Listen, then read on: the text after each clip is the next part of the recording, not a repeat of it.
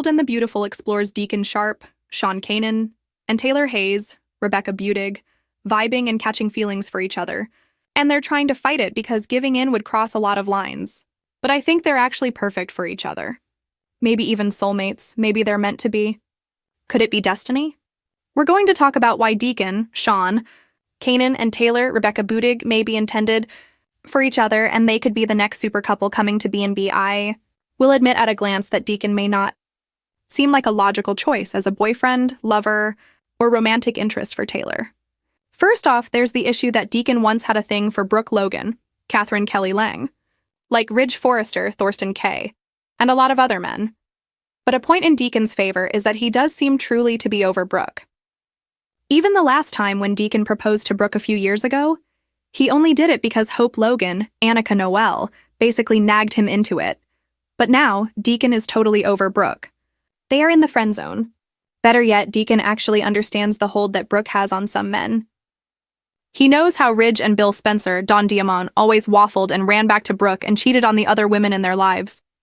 But Deacon is 100% not interested in her anymore. So in a way, Deacon is like the perfect man for Taylor because he has broken away from that Brooke fixation that a lot of men, even Eric Forrester, John McCook, who's married to her sister Donna Logan, Jennifer Garais, can't seem to break out of.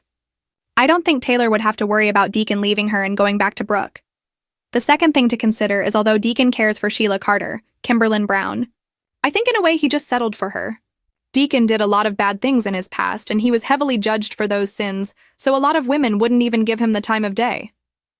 I think he took love where he could get it, and that was with Sheila. Let's be real, Deacon didn't meet and just fall head over heels. It took a long time for Deacon and Sheila to get where they are because he knows how bad she is. I think that's partly because Deacon thought he couldn't get with a better woman, so he settled for a bad one like Sheila, somebody who was down at his level. But Deacon is very different now. He's truly a changed man. He doesn't want to backslide, unlike Sheila, who's always on the verge of badness. Plus, Taylor knows about Deacon's misdeeds and crimes. As his therapist, Taylor has seen the nitty-gritty side of Deacon. And while Taylor may advise and counsel him, I don't think she's judging Deacon in any way. Most good women would. I'm sure that Deacon doesn't think he's worthy of Taylor. But if Deacon won her heart, that would be huge. I know he would be 100% loyal to Taylor and love her like she was his queen, something that she's not had in the past. And let's not forget, Taylor has a bit of a wicked past herself because at some point she's going to have to confess to Deacon that she shot Bill in the back years ago. I don't think he knows that. There's a small pool of people who know that info. A lot of men would see that as a deal breaker, but not Deacon. Given how psycho his current wife Sheila is, not only would Deacon understand it, but he's no fan of Bill's. He remembers how the guy lied and tricked and gaslit Sheila, all part of that dumb FBI plot that, the charges got kicked out of court. So Deacon would understand that Bill kind of had it coming when he leaped at the chance to get Steffi Forrester, Jacqueline McInnes Wood, in bed. If you recall, that's when she was at a low point, and then Bill ruined her relationship with Liam Spencer, Scott Clifton, through some vile trickery. So, yeah, I think Deacon will understand why Taylor shot Bill. Also, it's clear to see that Deacon has Taylor up on a pedestal, and that's kind of amazing. She needs a man who sees her as something precious. Unlike Ridge, who basically always made Taylor feel like she was the second choice after Brooke. We know Taylor was always in a tenuous position with Ridge, waiting for her happiness to be snatched away when Ridge would inevitably lie, cheat, and backtrack right into Brooke's bedroom. And now with Deacon basically worshipping the ground Taylor walks on, she could get something incredible.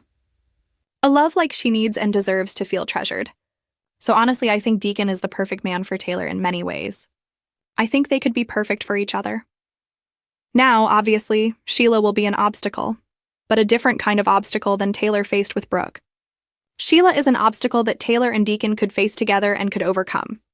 If Deacon tells Sheila, look, this is your fault. You're the one who lied and betrayed me and put somebody else first. Her granddaughter Luna Nozawa, Lisa Yamada, who is a killer on Bold and the Beautiful. And Deacon can say, look, because of how you did me, I've moved on and that's on you. I think Sheila would have to accept it because it's true. She is to blame for her marriage to Deacon falling apart. Nobody else, just Sheila. Deacon likely would have remained loyal to Sheila if she had put him first. But she didn't. She lied. She snuck around with Luna, the psycho who murdered two of Deacon's best friends in cold blood. That is a clear deal breaker. Sheila knew it at the time, and she did it anyway.